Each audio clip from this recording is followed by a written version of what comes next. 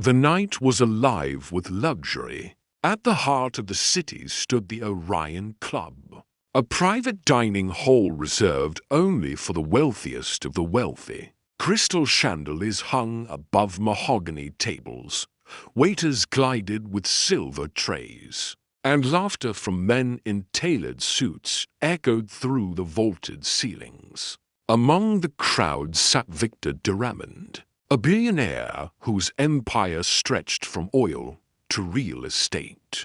Known for his ruthless deals and icy stare, Victor was feared in boardrooms and worshipped in tabloids. Tonight, he wasn't here to dine, he was here to close a deal rumored to be worth $500 million.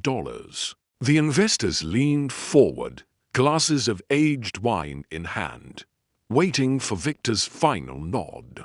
Everything seemed smooth, too smooth, and that's when she noticed it.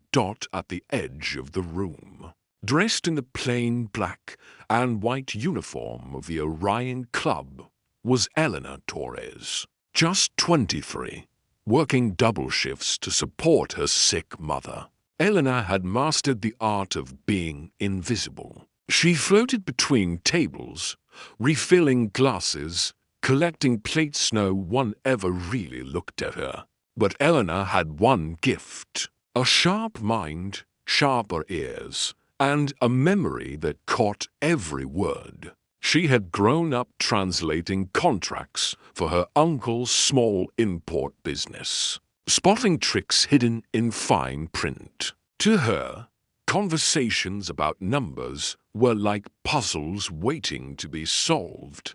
And tonight, the puzzle sitting at Victor's table made her blood run cold. As she passed with a tray of empty glasses, Eleanor caught a glimpse of the documents the suited investors had laid out. The papers were angled toward Victor, but a single clause at the bottom of the page jumped out at her. Her heart skipped. No one else seemed to notice it, certainly not Victor, who was sipping his wine with a confident smile. Eleanor froze. She knew this trick. The clause was buried in legal jargon, but its meaning was clear. The deal wasn't what it seemed. If Victor signed, he wouldn't gain billions. He would lose them. The investors were waiting like wolves. Eleanor's palms grew clammy. She should have walked away. She was just a waitress. No one cared about her voice. And if she interfered, she could lose her job, maybe worse. But as she glanced at Victor, about to lift his pen, something inside her rebelled. She thought of her mother at home, hooked to oxygen tanks, surviving because Eleanor never let anyone cheat them again.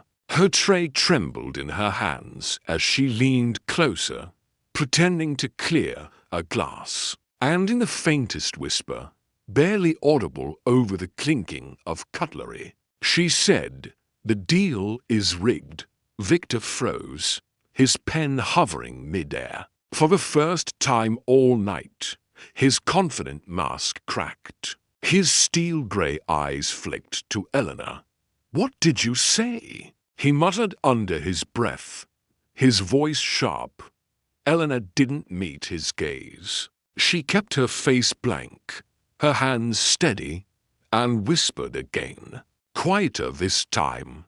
"Look at the last clause. They're stealing from you." The investors laughed at some private joke, oblivious. But Victor's fingers tightened around the pen, his jaw hardening. He casually slid the document closer, his eyes scanning where she had indicated . And then it hit him. His face turned pale. The wolves at his table were not allies, they were predators. And he had almost walked into their trap. Victor leaned back, hiding his reaction behind a sip of wine. He spoke smoothly to the men around him, his poker face returning. But his mind was spinning. Who was this waitress? How had she seen what his entire legal team missed? And why had she warned him, risking everything? He didn't show it yet, but inside, something had shifted. This wasn't just another night. This was the beginning of a storm. The billionaire had built his empire by crushing rivals. But tonight, it was a waitress's whisper that saved him from ruin. And as Victor de Ramond's pale face turned toward Eleanor, one thing became certain: her life would never be invisible again. The investors left the table that night with forced smiles, their plans quietly unraveling under Victor's sudden shift. He excused himself smoothly, promising to reconsider the details of the deal, while already plotting how to destroy them in the morning. But even as the wolves retreated, Victor's mind wasn't on them anymore. It was on her. The waitress with the quiet voice, the one who had seen through the con in seconds, who had whispered the warning like a ghost in his ear.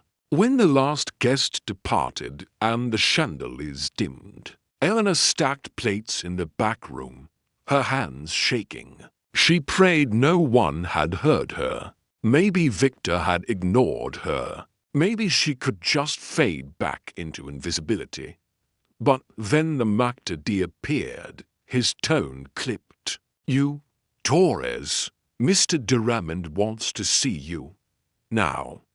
Her heart lurched. She wiped her hands on her apron, steadying her breath. There was no refusing a man like Victor. The dining hall was silent now, the air heavy with the scent of spilled wine and extinguished candles. At the far end, near the towering windows, Victor stood alone. His suit jacket hung open, his tie loosened, but his posture radiated command. Eleanor approached carefully, every step echoing on marble. "You wanted to see me, sir?" she asked, her voice steady though her palms burned with nerves. Victor turned slowly, his eyes sharp, dissecting her. "What's your name?" "Eleanor Torres. And do you make a habit," he asked coldly, "of whispering into billionaires' ears during their business negotiations?" Eleanor swallowed but didn't flinch. "Only when they're about to be robbed." Victor's lips curved slightly, not into a smile, but into something sharper. "You're bold." "I'm honest," she countered. He circled her slowly, like a predator sizing up prey. "Do you realize what you did? You interfered in something worth more than you will see in 10 lifetimes. She met his gaze. "If I hadn't, you'd have lost it in one night." For the first time, Victor chuckled a low, dangerous sound. Victor stepped closer, lowering his voice. "How did you see it? That clause? My team men pay millions, didn't notice." Eleanor's reply was simple. "I grew up reading contracts. My uncle's shop almost went bankrupt once because of fine print. I learned to spot the traps." Victor studied her, eyes narrowing. "So you're not just a waitress?" Her jaw tightened. "Tonight I am." For a long moment, silence hung between them, electric and heavy. Finally, Victor leaned back against the table, arms folded. "You saved me. I don't like owing anyone, especially not someone invisible to this world. So, tell me, Eleanor Torres, what do you want?" The question hit like a blow. What did she want? Money for her mother's treatments? A way out of this life? Safety? But Eleanor shook her head. "I don't want anything," Victor smirked. "Everyone wants something," she whispered, almost to herself, "just not from you." Victor's amusement faded into steel. He stepped close enough that she could see the flecks of silver in his eyes. "You've walked into my world now," he said softly. "And once you do, you don't just walk back out. People will notice you. They'll wonder how you knew. Some will think you're useful. Others will think you're dangerous." Her heart pounded, but she didn't break his stare. "Let them think what they want. I just told the truth." Victor tilted his head, his expression unreadable. "We'll see if the truth keeps you safe." He waved a dismissive hand, but his eyes never left her. "Go, for now." Eleanor turned and walked away, her steps steady though her knees trembled. She knew this wasn't the end. Men like Victor didn't forget things that rattled them as the heavy doors closed behind her. Victor remained by the window, staring at the city lights for the first time in years. Someone outside his empire had surprised him, and he wasn't sure if that made her his greatest asset or his greatest threat. Days passed in tense silence. Eleanor returned to her shifts, trying to vanish into routine balancing trays, refilling glasses, ignoring the whispers among staff who'd noticed Victor's eyes linger on her that night. She hoped it was over, that he had forgotten. But then, a black car appeared outside her apartment building. A driver in a suit stepped out, his voice clipped. "Miss Torres, Mr. Durand requests your presence." Now, Eleanor froze. Refuse and risk angering a man who crushed empires. Accept and walk straight into his world. With her jaw set, she climbed into the car. The ride ended at the top of the city Victor's penthouse. A fortress of glass and steel towering over everything else. Inside, the space was cavernous. Modern art on the walls, rare wines glimmering in glass cases, and a city skyline stretched out beneath the floor-to-ceiling windows. Victor stood by the bar, pouring himself a drink. He didn't look at her as he spoke. "You came." Eleanor's reply was curt. "You didn't leave me a choice." He smirked faintly, turning toward her. "There's always a choice, but some choices are wiser than others." Victor set down his glass and gestured toward the table in the center of the room. On it lay a stack of documents, contracts thick with fine print. "These are drafts of deals my board is considering," he said, "each worth hundreds of millions. My lawyers have combed through them. Flawless, they claim. I want you to read them." Eleanor blinked. "Me? Why?" "Because last time you saw what they didn't," he said smoothly. "I want to know if it was luck or talent." Her stomach knotted.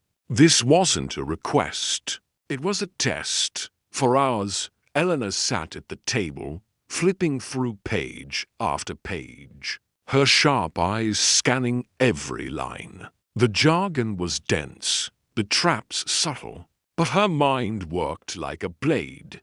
Victor watched from across the room, silent, sipping his drink as if observing a rare animal in its natural habitat. Finally, Eleanor closed the last file and looked up. "2 of these contracts are fine. The third has a trap hidden in Section 12. If you sign, you'll be liable for debts they've disguised as shared operational costs. You'd bleed billions before you realized." Victor's gaze sharpened. "And my lawyers missed this?" She shrugged. "Maybe they weren't paid to find it." Victor leaned back, studying her like a puzzle piece he couldn't quite fit. "Impressive. You've proven you're not just a waitress." Eleanor's voice was firm. but I am a waitress. And after tonight, I'll go back to being one.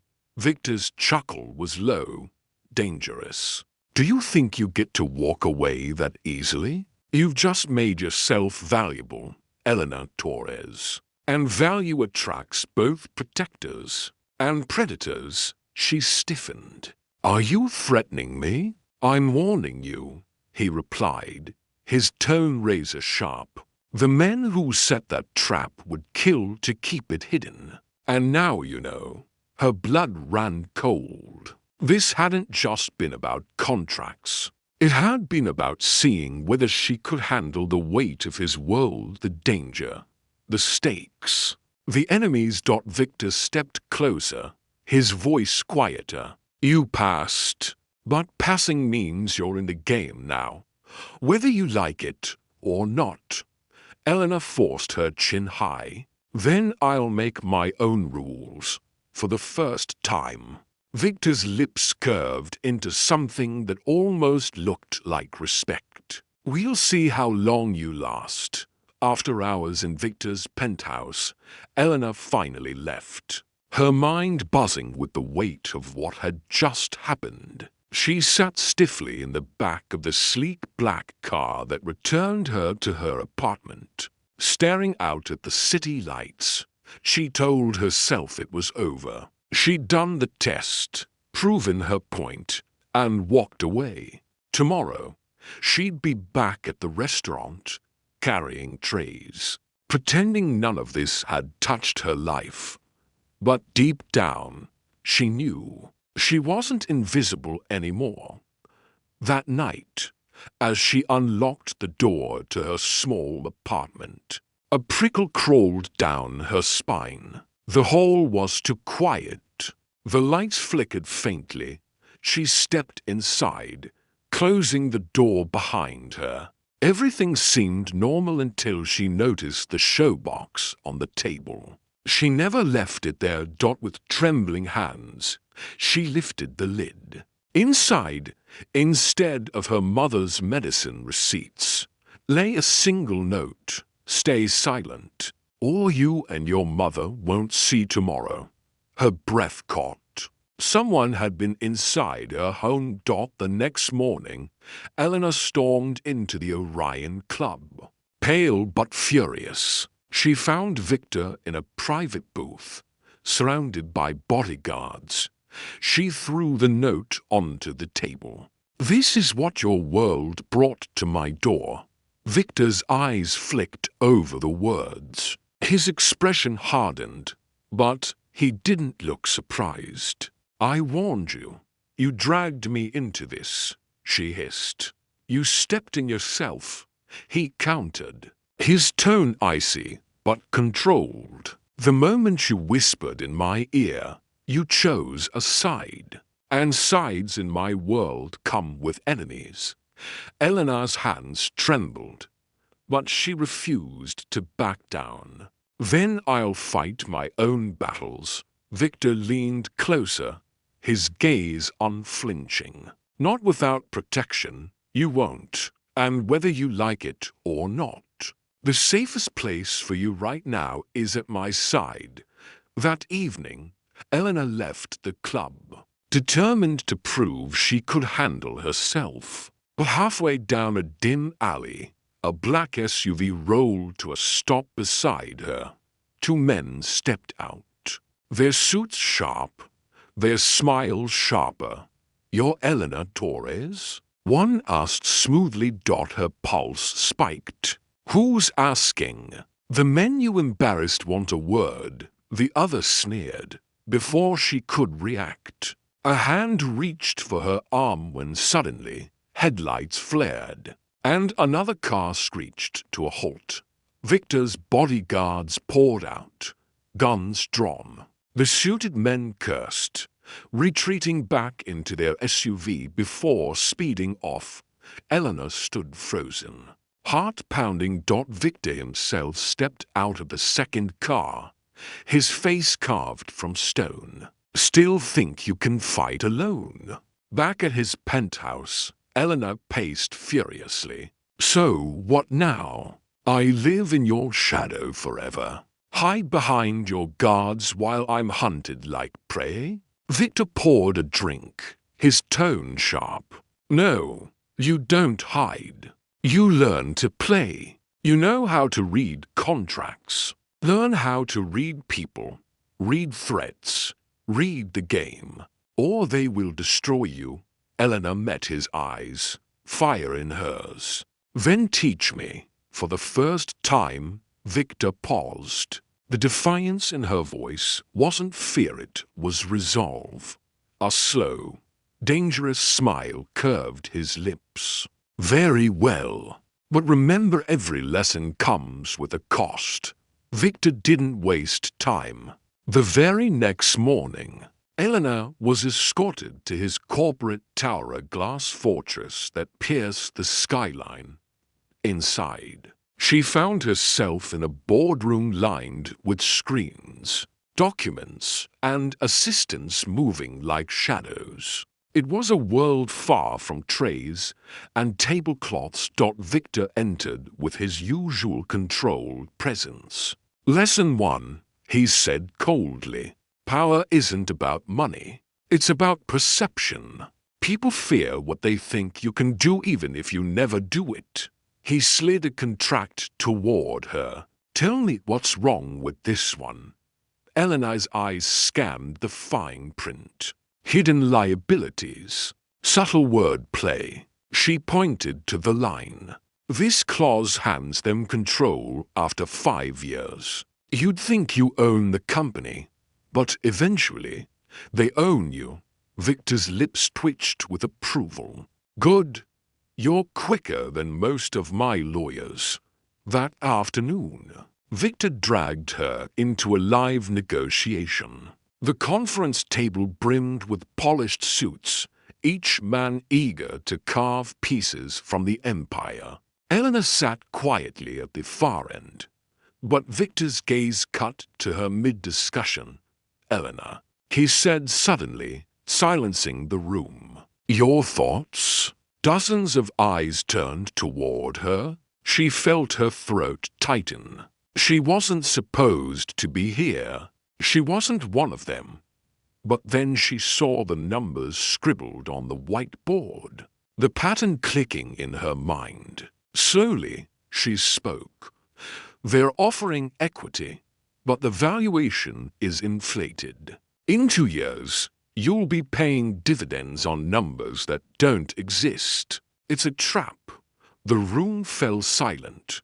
The opposing negotiators shifted uncomfortably. Victor leaned back, satisfied. You heard her. This meeting is over.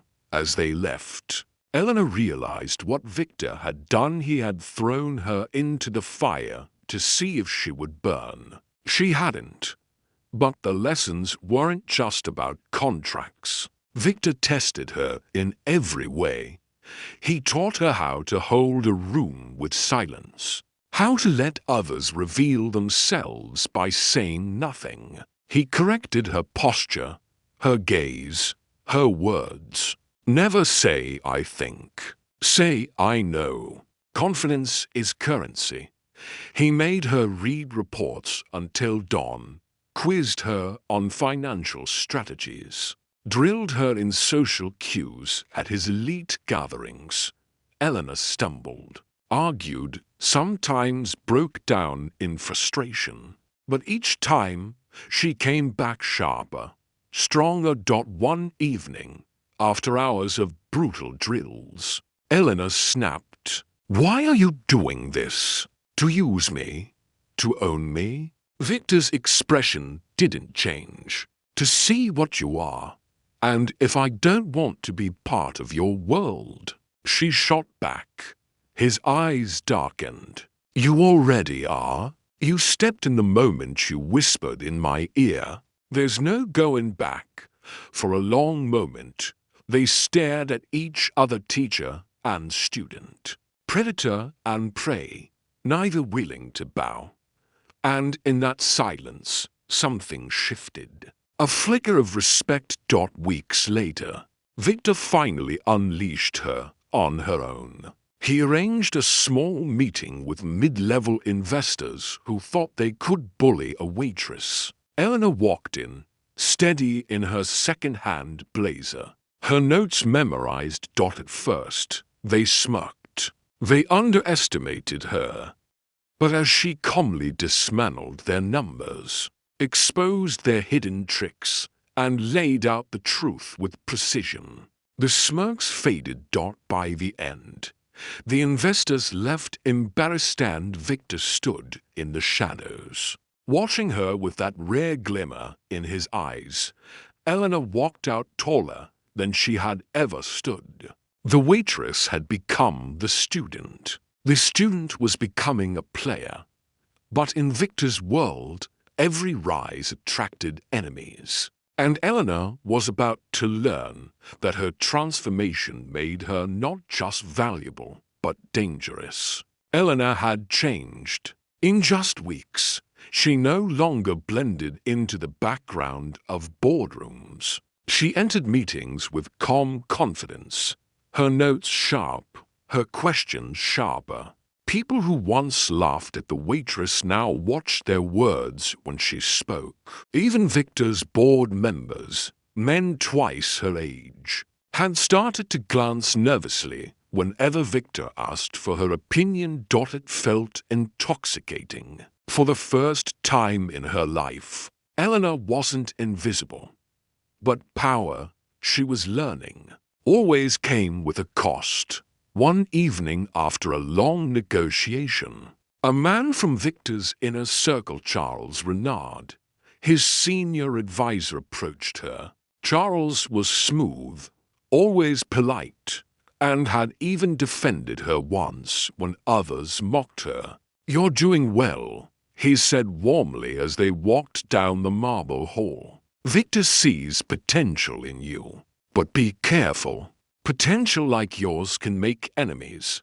Eleanor nodded, grateful for his kindness. Charles lowered his voice. "If you ever feel uneasy about how he uses you, you can trust me. Sometimes it's wiser not to put all your faith in one man." At the time, she didn't think much of it. But the seed had been planted. Days later, Victor sent Eleanor to a negotiation on his behalf. A relatively small deal, shipping contracts worth a few million. "Consider it practice," he told her. Eleanor arrived prepared, confident. The meeting began smoothly until a sudden turn. The documents she had been given were different. The clauses didn't match her notes. Hidden traps appeared where she hadn't expected them. Her heart raced. Had she misread? Had she failed? The investors pressed harder, pushing her toward mistakes. Finally, one of them laughed. "It seems the great Victor Diramond S. Protege isn't as clever as we thought." The humiliation burned. Somehow, she fought her way out, refusing to sign anything. But the sting of failure clung to her. That night, Victor summoned her to his office. His expression was darker than she'd ever seen. "Do you realize what you almost cost me?" he demanded, slamming the altered documents on the desk. Eleanor's stomach twisted. I don't understand. These aren't the same papers you gave me." Victor's gaze was sharp, searching. "Then who did you get them from?" Her mind flashed to Charles, the reassuring smile, the quiet warning. But saying his name felt dangerous. What if Victor didn't believe her? "I don't know," she whispered. Victor leaned forward, his tone lethal. "In my world, betrayal isn't forgiven. If you can't prove your loyalty, you won't survive." That night, Eleanor lay awake, torn. Someone had set her up. Someone inside Victor's circle wanted her to fail.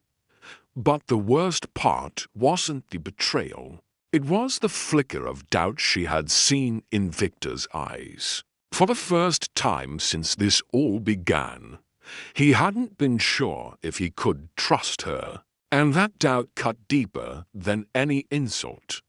The next morning, Eleanor returned to the office early, determined to clear her name. She retraced every step, every handoff of documents. And there it was, the trail leading back to Charles Renard. He had switched the contracts. When she confronted him privately, Charles didn't deny it. Instead, he smiled coldly. "You think you belong here? You're nothing but a distraction. Victor will tire of you, and when he does, I'll still be standing." Eleanor's fists clenched. She wanted to scream, to expose him, but Charles leaned in, his whisper like poison. "Say a word, and it's your word against mine. Who do you think he'll believe, the waitress or his oldest advisor?" Eleanor left shaking, her anger boiling. She could walk away, retreat back into invisibility, or she could do what Victor had been teaching her all along: play the game. For the first time, she wasn't just reacting. She was planning for 2 days. Eleanor carried the weight of Charles's threat like chains around her wrists. Every time she looked at Victor, she felt the sting of his doubt. She had a choice: stay silent and let Charles destroy her reputation bit by bit, or fight back. She remembered Victor's words: "Power isn't money, it's perception." So she decided to change the perception. Instead of confronting Charles again, Eleanor started watching. Every smirk, every phone call he took in hushed tones, every document he moved across Victor's desk. She noticed the pattern.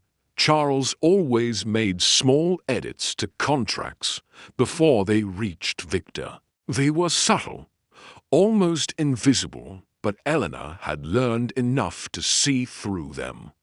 One night, she quietly copied the documents he'd altered, and then she waited. A week later, Victor called a high-profile meeting with international investors. Charles, as always, stood by his side, calm and confident.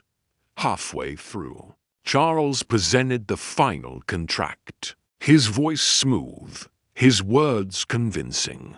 Everyone nodded along, until Eleanor spoke. "Victor," she said evenly, "before you sign, there's something you should see."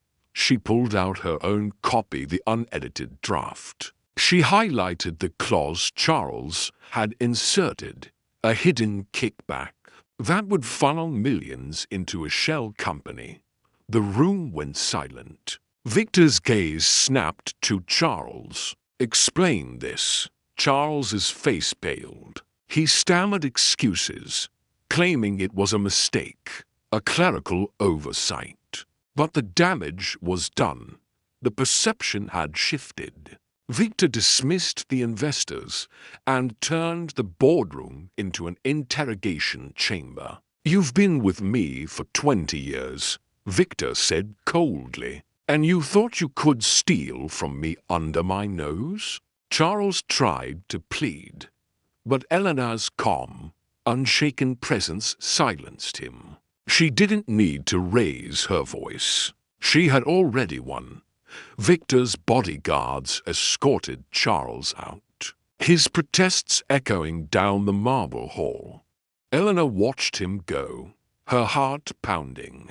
For the first time, she had struck back and succeeded. Later that night, in the quiet of his office, Victor poured a glass of whiskey and set it in front of Eleanor. "You saved me millions," he said simply. "I saved myself," Eleanor replied. Her tone steadied. Victor studied her for a long moment, then nodded. "Good. That's the lesson. In this world, no one will save you but you." For the first time, His doubt was gone. In its place, respect. From that day, Eleanor wasn't just the waitress who got lucky. She was recognized as someone dangerous, sharp enough to see what others missed, bold enough to expose it, and brave enough to do it in front of the entire room. The board members whispered her name differently now, not as a joke, but as a warning. And Eleanor realized something terrifying and thrilling. She belonged here now. For a brief time, things almost felt steady. Eleanor moved with quiet confidence through Victor's offices. Her footsteps no longer ignored but followed with respect. She reviewed contracts, advised on deals, and even began to host small meetings in Victor's name. But beneath the polished glass walls, a storm was gathering. It began with whispers in the press, headlines questioning Victor's empire, articles hinting at internal instability, anonymous sources claiming mismanagement. Victor crushed the papers onto his desk, fury flashing in his eyes. Someone is feeding them lies. Eleanor scanned the articles carefully. Not lies, half-truths, enough truth to sound credible, enough poison to cause doubt. Victor leaned back, narrowing his gaze. This isn't Charles. This is bigger. Through late nights of digging, Eleanor traced the leaks back to offshore accounts, shell corporations, and subtle alliances. The web pointed toward a shadowy group of rival billionaires, a coalition, who had been circling Victor's empire for years. They called themselves the Consortium, where Charles had tried to steal quietly. These men planned to dismantle Victor's empire openly, piece by piece. And now, they had noticed Eleanor. One evening, Eleanor received an envelope slipped under her apartment door. No threats this time, just a photograph. Her mother, sitting outside their modest home. On the back of the photo, one sentence: "Walk away, or she disappears." Her blood ran cold. She rushed to Victor, shoving the picture into his hands. His face hardened. "They've marked you." Eleanor's voice cracked. "They're using her to control me." Victor stepped closer, his tone like steel. "Then we'll make sure they regret it." The very next day, at a gala filled with glittering elites, Eleanor walked by Victor's side in her simple but elegant dress. She felt eyes on her from every direction: envy, curiosity, disdain.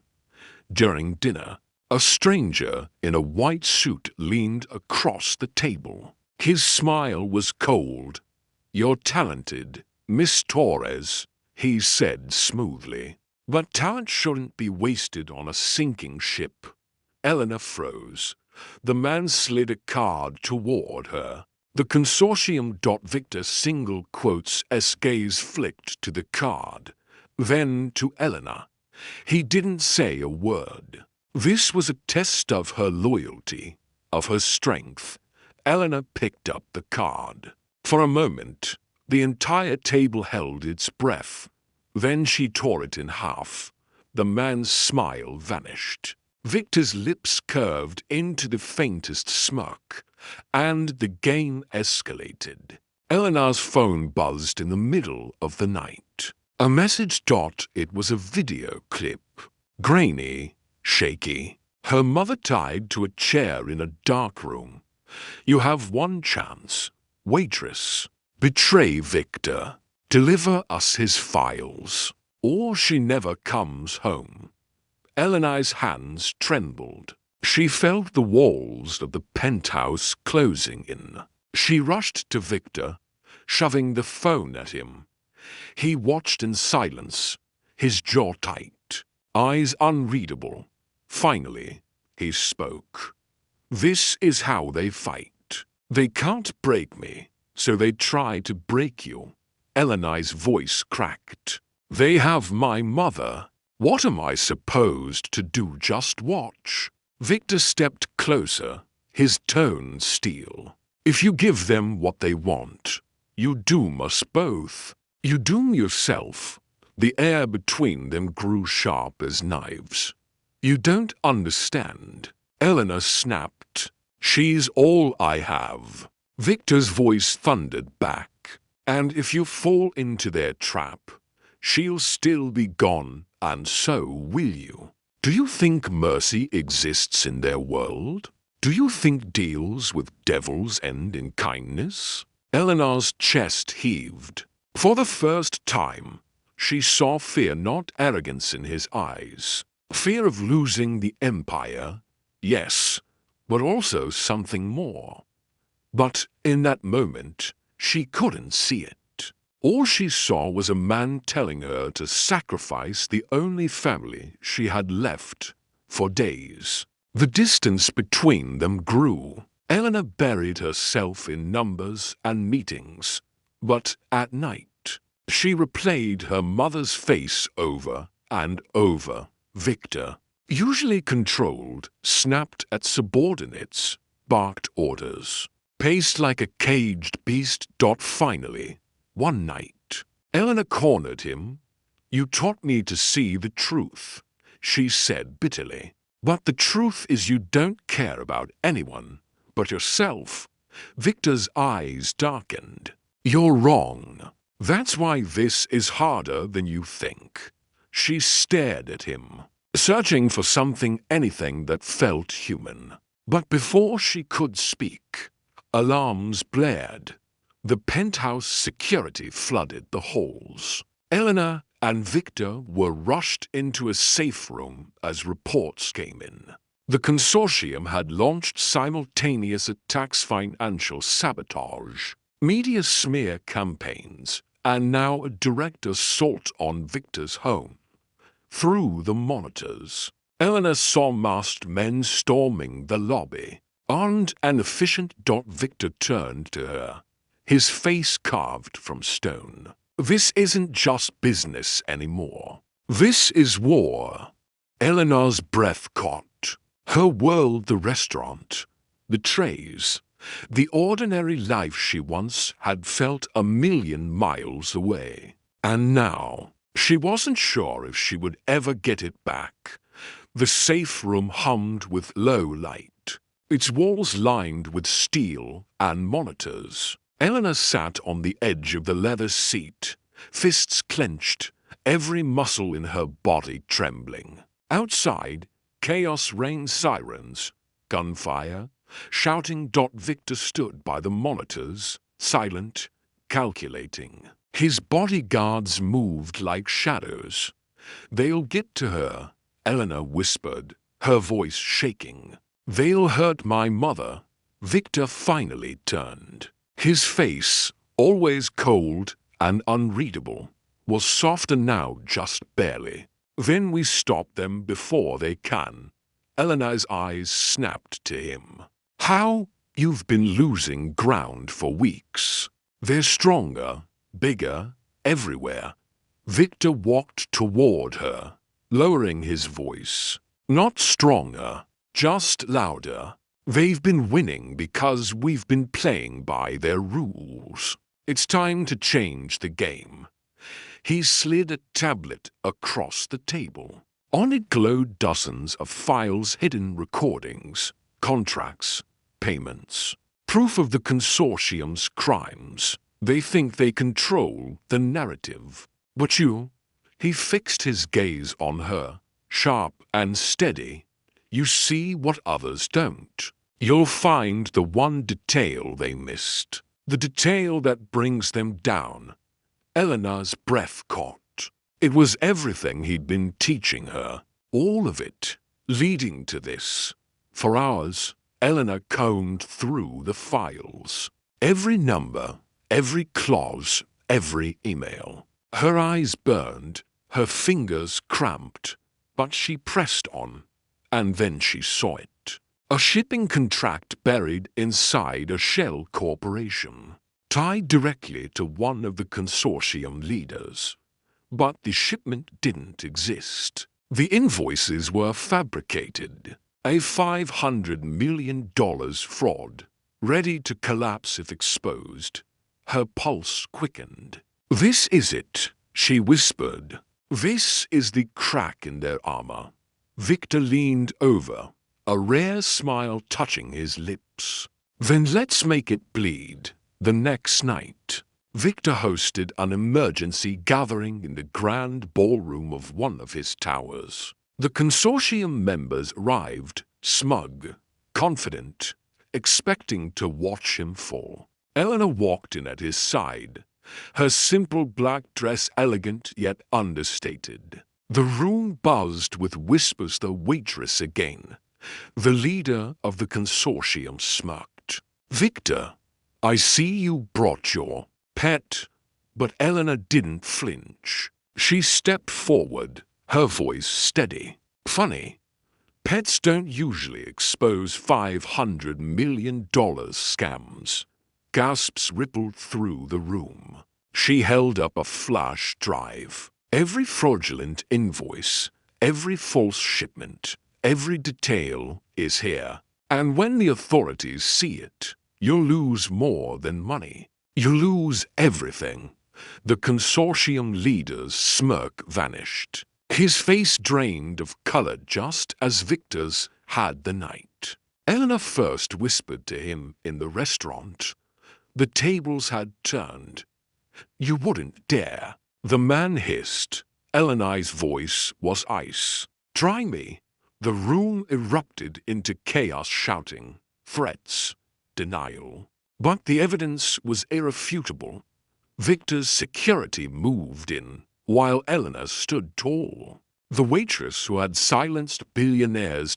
Hours later, as the dust settled, Eleanor's phone buzzed again. This time, it was a live feed. Her mother, freed, safe, escorted by police. Tears blurred her vision. She turned to Victor, unable to speak.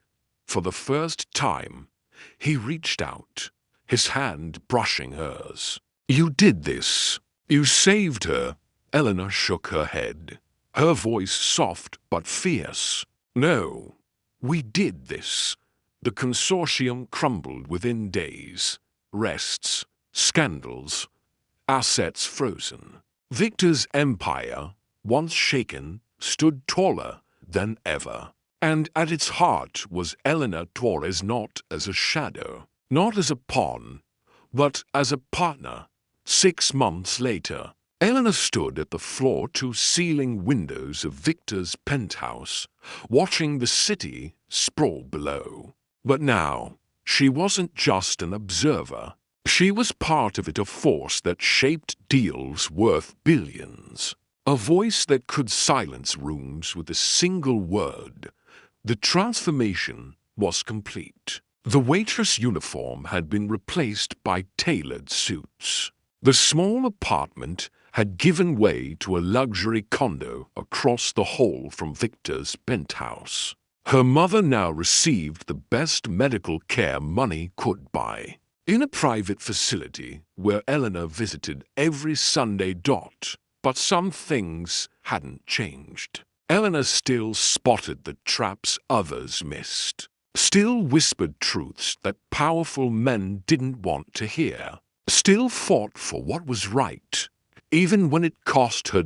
Victor entered the room, carrying 2 glasses of wine. He handed one to her, his fingers lingering against hers for just a moment longer than necessary. "Regrets?" he asked, his voice softer than she'd ever heard it. Eleanor smiled. A real smile that reached her eyes. Only one.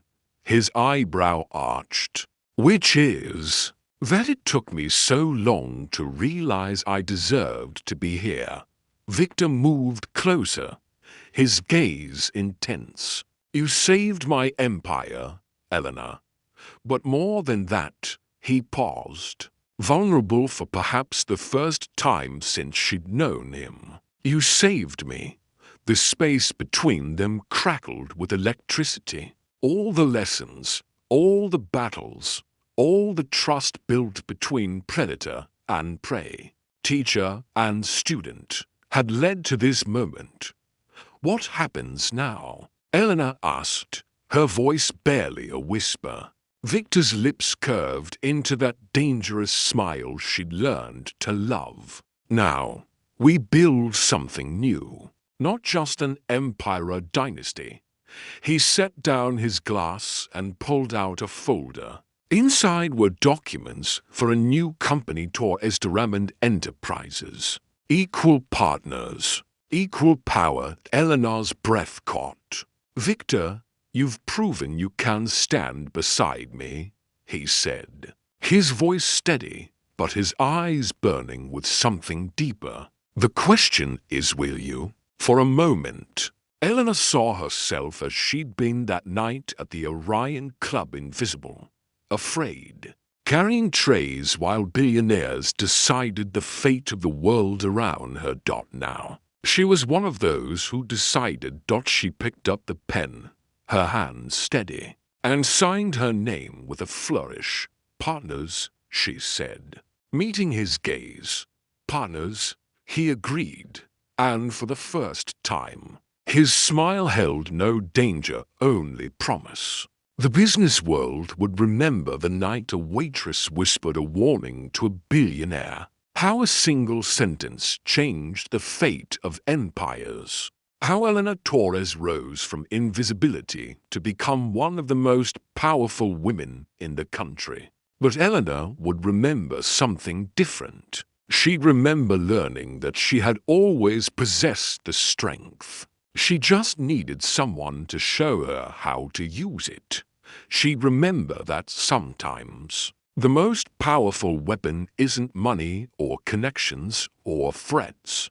Sometimes it's simply having the courage to speak the truth. And Eleanor Torres, once invisible, now unforgettable, would never be silent again. In the months that followed, Eleanor and Victor transformed not just their business empire, but the entire industry. They implemented fair labor practices that other companies were forced to follow. They created scholarships for working-class students. They built hospitals in underprivileged communities. Eleanor never forgot where she came from. Every decision she made, every contract she reviewed, every deal she negotiated carried the memory of that scared waitress who almost lost everything. Because she dared to speak up. The Orion Club, where it all began, became their headquarters. The same dining hall where Eleanor had once been invisible now hosted meetings, where her voice carried the most weight in the room. And sometimes, late at night when the building was empty, Eleanor would walk through those halls and remember the fear, the courage, the whisper that changed everything, because she had learned the most important lesson of all. The most powerful people in the world aren't those born to power. They're those who refuse to remain silent in the face of injustice. They're those who whisper truth into the ears of giants. They're those who transform from invisible to unforgettable through nothing more than courage and conviction. Eleanor Torres had become living proof that sometimes all it takes is one voice, one whisper in the darkness to bring down empires and build new ones in their place. And her empire, built on truth and justice rather than fear and greed, would stand forever. The waitress who once carried trays now carried the hopes and dreams of thousands of employees, millions of investors, and an entire industry that had learned to listen when she spoke. Because Eleanor Torres had discovered the ultimate truth: when you refuse to be invisible, the whole world has no choice but to see you. And once seen, you can never be ignored again.